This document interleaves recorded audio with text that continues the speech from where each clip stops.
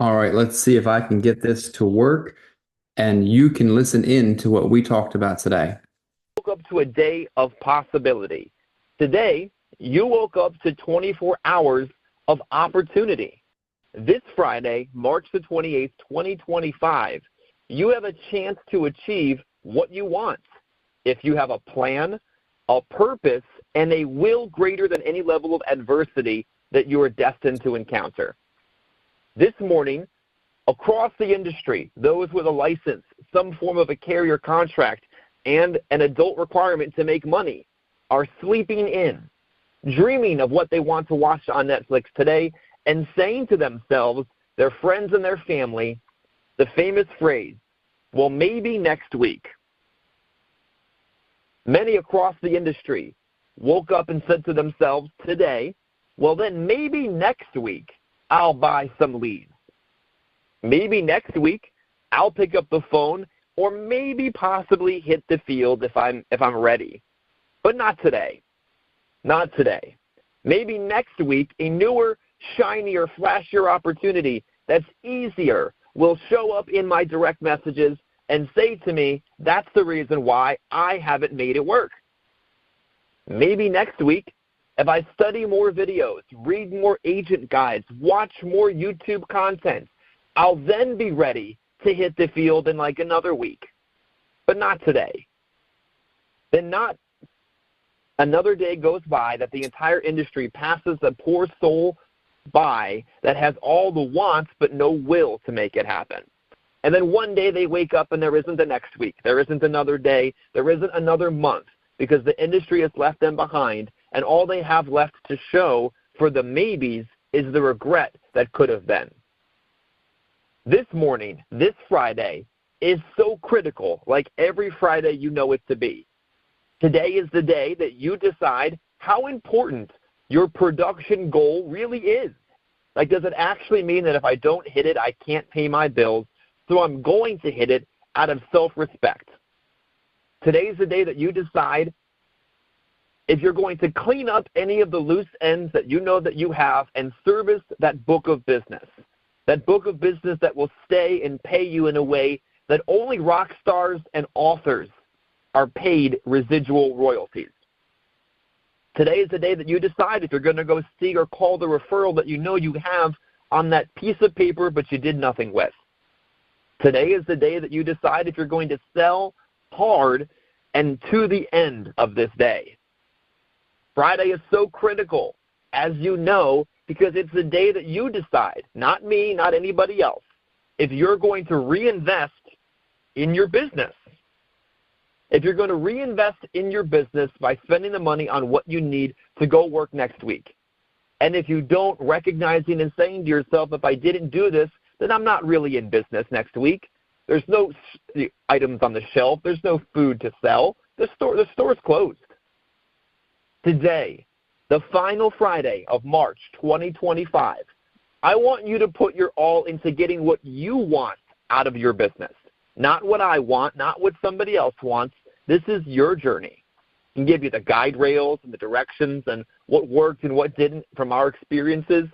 But this Friday, the final Friday of March 2025, the conclusion of the third marking period in school, the beginning of spring, this year's going by really quick. Have you noticed? I want you to put your all into getting what you want out of your business because you're not here to be average and you're capable of greatness if you choose to pursue it and not be that maybe person today. Now, I have a special guest on today that I've had the opportunity, the pleasure to interview twice over the course of the last 2 or 3 years. He is an Integrity Partner. That means that he built from the kitchen table to the private equity table a business that others wanted, that he poured into others from just experience like he's going to do today. And he's going to share with you a message on confidence that I think would resonate with anybody with a pulse and a purpose to make money in this business. Take notes. This is a good one. John Kight, sir, you are live and unmuted. I'm going to make sure that you're here and then turn the call over to you. Thank you so much, Chris Smith. So honored that you asked me to jump on and just share with your organization. Dude, I tell you what, I have so much respect for you. You know, when I look, I've been in this industry a long, long time, and there are people that I have developed a massive love and respect for, and even people that I really don't know that well, but, you know, we share a common love for, I think, the most incredible industry on the planet, which is the life insurance industry. And so, you know, when I see people like you that, you know, you have the consistency, you're always setting the personal example, that those are the types of people that I fall in love with. And so I love seeing your name, love seeing what you're doing online, and I know your organization loves you so much because you go out and you lead from the front, you walk the walk. They always have your personal example, and you know, there are very few people in the industry that have a personal example that's as good as yours. And so anyway, that's the big thing. So so your team, they never ever need to take that for granted, because I'm going to tell you what, there's a lot in this industry, and Kylie, I wish we were kind of around a campfire. I'd kind of dive into it, but there's a lot of people that aren't Chris Smith. And I'm not talking about Chris Smith from a talent standpoint. I'm just talking about Chris Smith from a consistency, from a personal example, from being the real deal standpoint. So anyway, Chris, thanks so much for inviting me today. I'm gonna so just a couple of things, you know, as you reached out to me and asked me to jump on, just a couple of things that I really felt led to share, and these are very consistent with things that I've shared in our own organization recently. But I'm definitely going to touch on confidence. Going to touch on what I think is the difference maker in people that succeed versus people that don't succeed, and that is execution.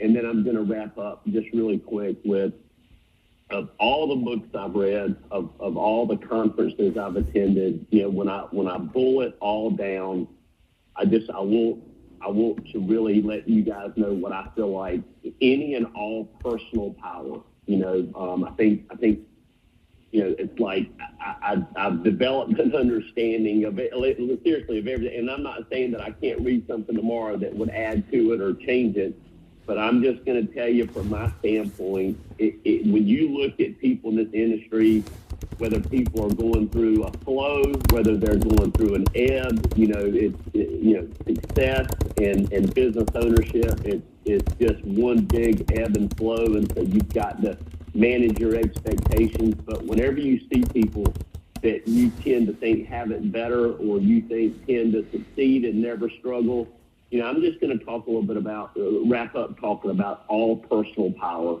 Any personal power that you have to do anything in your life, I'm going to talk about that. So starting off with confidence, okay? So a definition of confidence is that feeling or belief that one's going to rely on someone or something.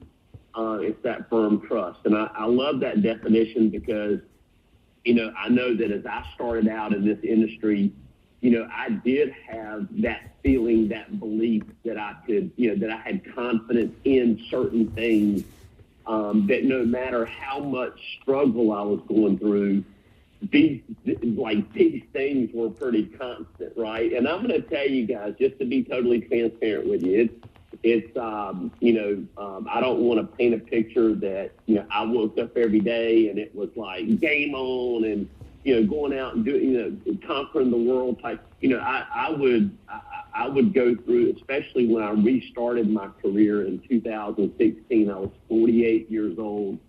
And I felt like I was way too old to be restarting my career, right? So I had a lot of reason. I had a lot of fear and doubt that tried to enter in my think space. And but I just remember, you know, waking up some days feeling like I could conquer the world, and that, you know, things were exactly where they're supposed to be in my life, and that this was just a launching pad, which it turned out to be. but those power thoughts. But then I would wake up on days when it was hard to get out of bed, and days where fear and doubt just bombarded my thoughts. Nights at 2 and 3 and 4 o'clock in the morning, I would wake up and I would have those thought attacks. Your mind gets racing and you start thinking about the future, and again, I'm sure none of y'all deal with that stuff. But that's where I was, and I remember a pastor mentor friend of mine looked at me one day and he said, Johnny, and this I have such a great relationship with him just because this guy, he got his start in the world of business, and so he understands so much of what we're going through. And he looked at me and he said, you might know this, but you may not. He said, but you do know that on those days that you wake up and you don't feel like you can get out of bed, and you have those fear and doubts, and you feel so, you know that on those days you're no less powerful than on days that you feel like you can conquer the world. And I will tell you, I did not know that, and that thing changed my life, because I always felt frustrated when I had those off days.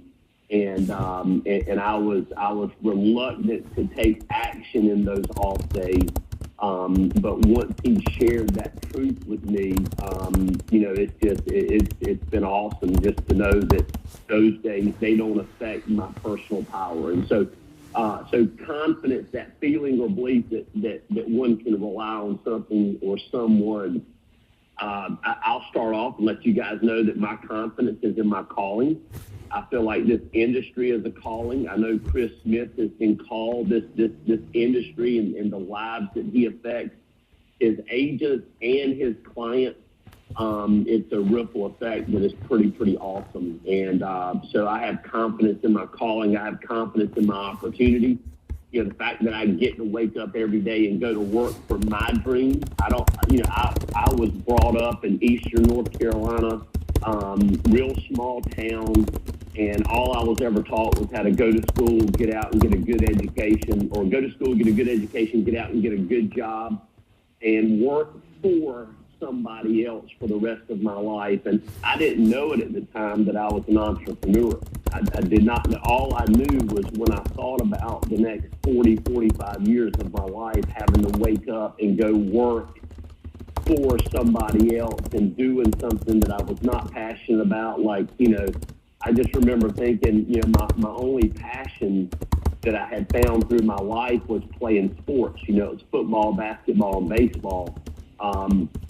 And those of you guys that play soccer and golf and those things, I get it. But again, you remember that real small town in eastern North Carolina? I remember our high school team did not even get a soccer team until I had already left and went to college. And if that just lets you know how backwards we were. But it was football, basketball, and baseball for me. And I just remember thinking, am I ever going to find anything like that in life? Am I ever going to find anything that makes me feel like that? The feeling of being a part of a team, the feeling of going out there and doing something that I love. And really, I did not find that until somebody shared the opportunity with me and showed me that I could own my own business. I found out at that time that I was an entrepreneur. And my life changed. Every aspect of my life changed because of that invitation. And so my major reason, my major why, my major dream, if you will, has always been just to go out and find more John Kights and Chris Smiths. And so our opportunity to look in the mirror, see the boss, set our own schedule, go out and earn as much income, as much success as we're willing to commit to. I have confidence in that opportunity. And Chris, I still feel like, our opportunity in this industry just gets better and better and better. With COVID, it got better. It seems like with every single thing that you would think would come against our industry gets better. And I have confidence in our carriers. You look at the carrier relationships, and whenever I spend time with our carrier reps, and I look at the awesome financially secure companies that back up the products that we take to middle income America, it's crazy good.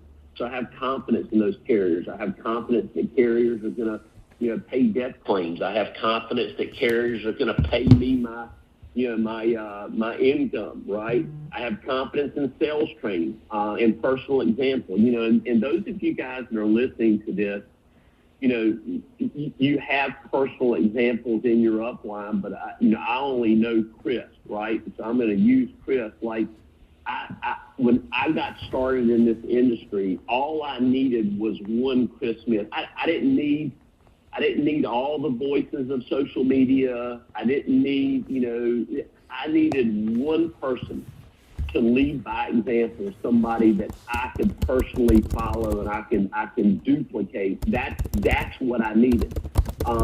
Yes, sales training is good, but I will tell you, for me, and maybe it was just my learning style, I didn't really start learning anything until I started doing stuff. Like whenever I would sit down and try to read through like manuals and those things, I never learned anything. But I learned medications. I learned sales, the whole sales system thing. I just learned it by doing it. And so therefore, personal example, it's like Albert Schweitzer said, example is not the main thing. Example is the only thing. And so that's what I needed. So I had confidence in my Chris Smith. I had confidence in the lead platform, the leads, I'm thankful that somebody early on managed my expectations on leads. Leads, they're a name, number, and a reason to call them. That's what a lead is. And I think our industry is better because of leads. But I will tell you guys, I think that leads and mismanaged expectations stop the pursuit of so many people that I think otherwise would be good.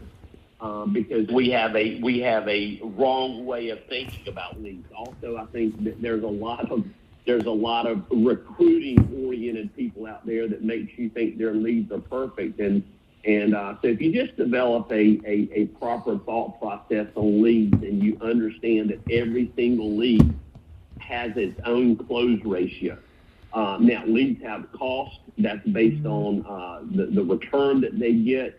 But every single lead, no matter what lead type you decide to work, it has a close ratio. And so you being CEO of your business, you're working close ratios. Okay, so don't ever let any type of marketer or don't ever let somebody make you think that leads are anything other than a close ratio and what I just said, a name, contact information, and a reason to call them and say hello, or back in my day, a reason to knock on their door and say hello. So I have confidence in the numbers, man. I'll tell you guys this. I've learned this through my own personal struggles and my own personal successes, and that is you can't beat the numbers, and the numbers can't beat you.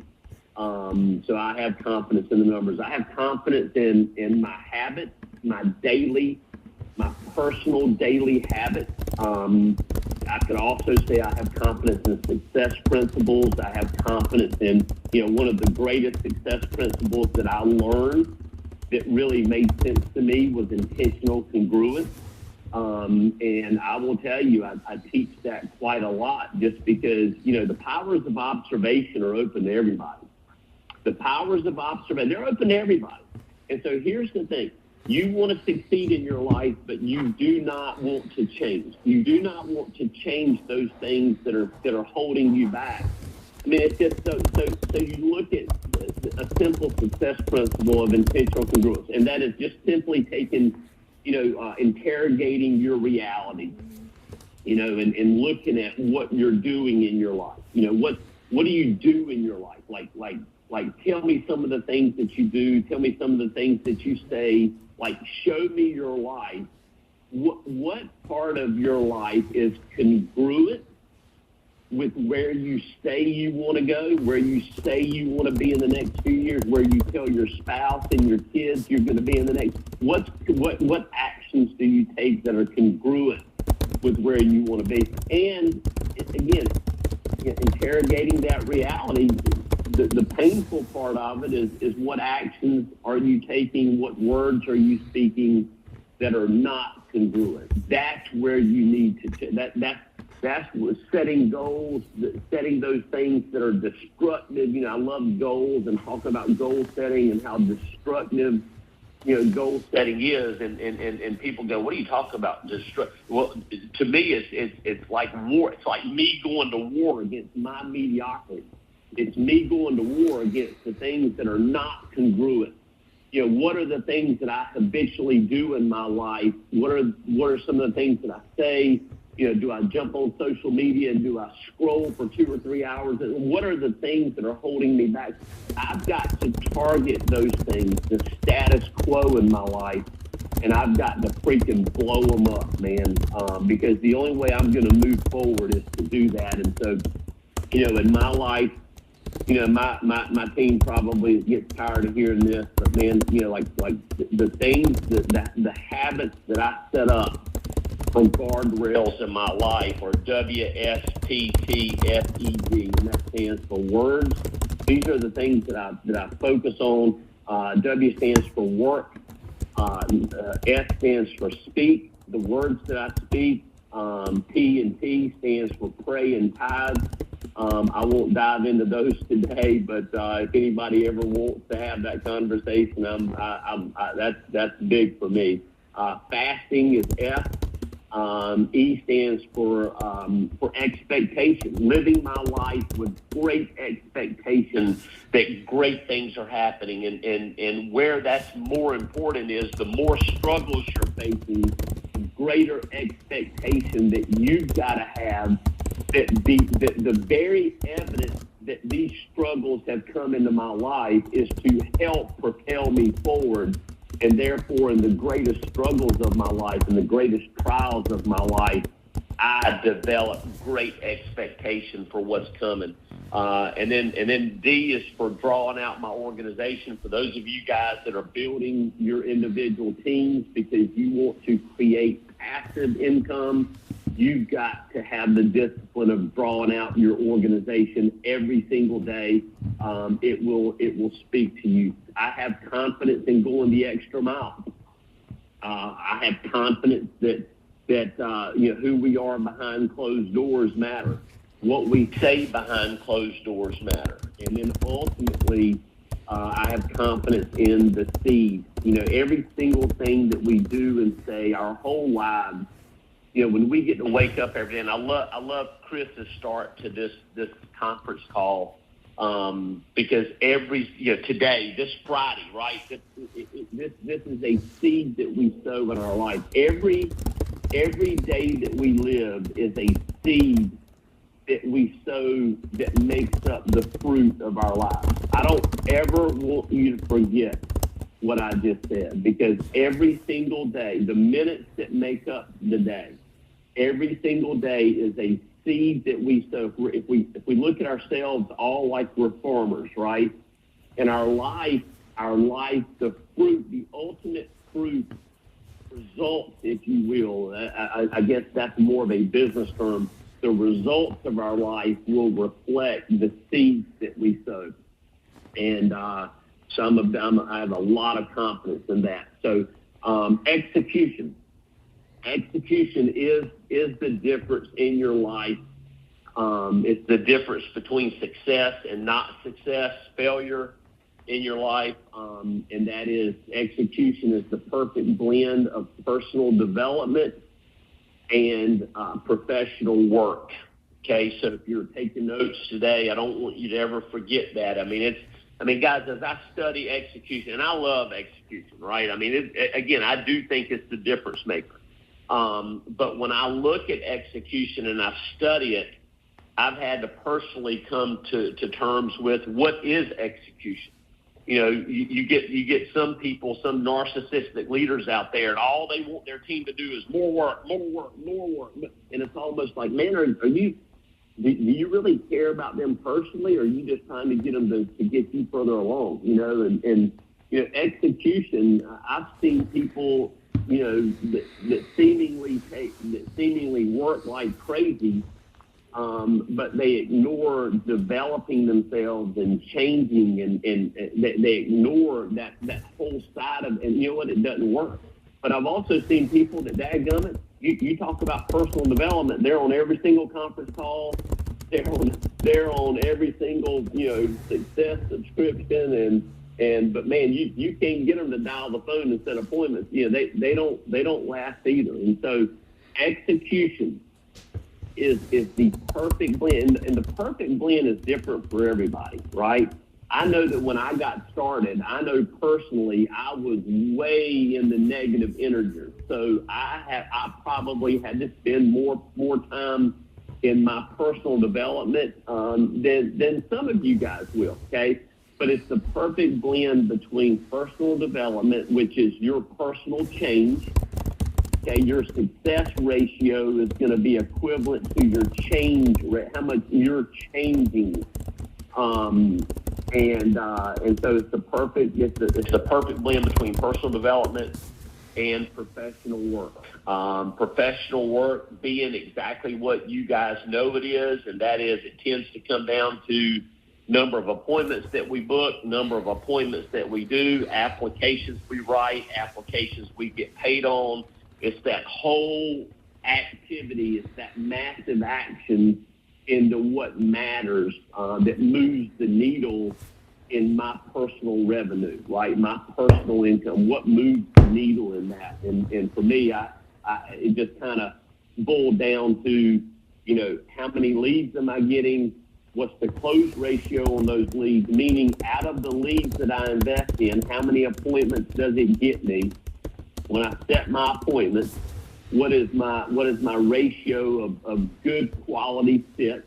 Okay, and then out of my good quality fits, what are my close ratios? How many applications am I submitting versus how many applications am I getting issue paid? So to me, my professional work, it stayed in that, like that's what as a CEO of my business, that's what in my personal sales, that's what I lived and died by.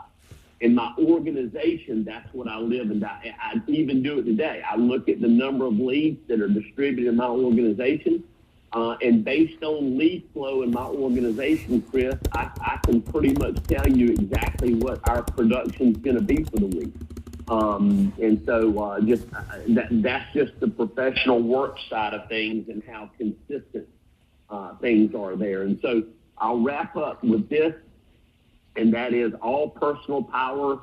If you're sitting there today and things are going great, you're making more money than you've ever made, your organization is growing, all is good, fantastic. Okay, but if you're sitting there today and you feel a little stuck, I want to end just by speaking to you a little bit. All personal power that you have in your life, okay, the rest of your days, all the personal power that you're ever going to have are these three things. Number one, it's the thoughts that you think, okay? Number two, it's the words that you speak. And number three, it's the work that you do. Okay, that's all of the personal power. You can go to any those motivational gurus. You can go spend all the money you want to spend. You can have rabbit ears, and you can look through social media and all of the insurance organizations out there, and you can look at, people that are seemingly, doing awesome, and man, this organization looks perfect, and these leads are better than guys. When you boil down who you are, okay, you've heard the saying, wherever you go, there you are. All personal power that you're ever going to have in your life are in those three things. So number one, change the way you think, you change the way you live. Thoughts that we think. Okay, so how do I grow in my thought life? How do I change? Well, for me, the number one thing was reading. So I'm not going to promote reading to you as in, hey, I'm going to really teach you how to love to read. No. I've developed a love for reading just because I developed the love for the change that happened to me when I read. So I had never read a book cover to cover. I started in my business life when I was 25 years old. Okay, my background was professional golf. 25 years old, somebody showed me a business plan And then I thought it was the greatest thing in the world. Didn't have to work for somebody else the rest of my life to go create passive income. Man, sign me up. But I remember the more I got into it, the more evident was that, because when I started calling on people that I knew to see if they wanted to get in business with me, I was getting a lot of adverse reactions, like people laughing and people going, "Oh, Kight, man, all you ever gonna be is you gonna go out and you go, man, just call me next time you want to play golf. Man, don't call me about no business stuff. And so I started seeing the need that, you know what, if I'm going to succeed in my life, I've really got to grow me. And so change the way I think, change the way I live. Okay, I'm going all in on that. So reading, visually guided thinking, that's the definition. That's my definition of reading. Visually guided thinking. And so I never read a book cover to cover. Somebody gave me the book, The Greatest Miracle in the World by Og Mandino. And I will tell you guys, I get emotional when I talk about that because it was such a change in my life. I was a horrible reader. It took me probably 6 months to read the book. I mean, and it's literally a book you can read in a weekend, right? But I remember, like, I would read a whole page and, like, I didn't know what I read. Like, my reading comprehension. So it's like somebody that's never been in the gym. You want to go work out? Okay, great. You go in the gym, and it's like, man, look, you're awful at it. Well, you're going to be awful at it, but you've got to build your muscle, right? And so that was the same thing for reading for me. And now, as I've grown in my career, reading is my number one strategy. Whenever I want to grow in my life, Chris, I just up my reading. I get more intentional about my reading. But reading is the fastest way to change the neuroplasticity, and I'm not going to get all in. See, I want to do a whole seminar on that stuff because that's the stuff that really, and it interests me so much. But changing the way we think, reading is the number one habit that you develop. Number two is the words we speak, the power of life and death. Death is in the tongue. How we live, how we speak, and that goes for anybody. If you want to change your circumstances, then get serious about what you're reading. Get serious about what you're listening to. Get fanatical about your associations, and start speaking your way out of your current circumstances into the circumstances that you want to live. Call that what you want to call it, but words are powerful. I get around people. I can tell if people are growing. I can tell if people's businesses are growing or dying just by getting around them and listening to their conversations. Number three is the work that we do. Okay, that is very akin to self-discipline. But I do have to tell you guys that one of my personal greatest discoveries, and this happened through reading. I was reading a lot of Napoleon Hill, and he talked about the master key to all riches was self-discipline. But the thing about it is up to that point, whenever I thought about self-discipline, I always thought about it was based on my actions. Like, if you tell me, hey, try to define self-discipline, well, I would maybe tell you, like, about working out or, the things that I do.